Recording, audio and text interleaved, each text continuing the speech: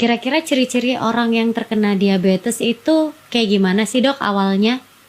Seringkali diabetes itu tidak ketahuan kan, menghanyutkan. Jadi ketahuannya itu ketika orang itu serangan jantung, lalu dokter jantung meriksa ternyata ada gula. Orang kena stroke ternyata ada gula.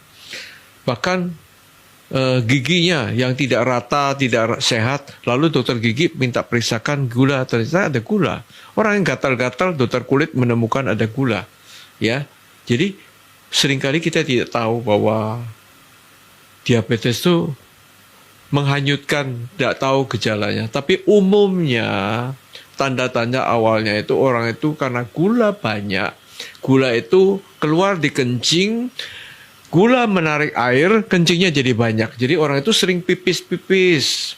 Ya, jadi gejala awalnya bisa pipis-pipis. Kadang-kadang, kenapa sih pipis-pipis? Karena tadi malam minumnya banyak mungkin. Lalu akibat pipis-pipis dia haus, minum banyak. Nah, mulai dia cari minum.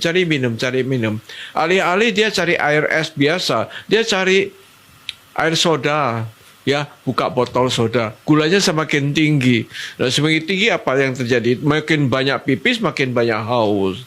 Lama-lama komplikasi terjadi, berat badan merosot dan kemudian kena ini, kena itu. Jadi ciri-cirinya adalah berat badan makin turun, lalu makin sering kencing, makin sering haus. Ya, haus, kencing, tapi berat badan lama-lama ya turun.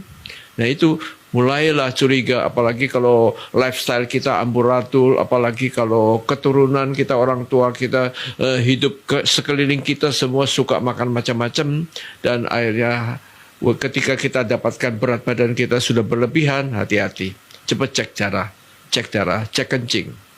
Oke, jadi ciri-cirinya sering Pipis. buang air kecil ya, BAK ya dok ya?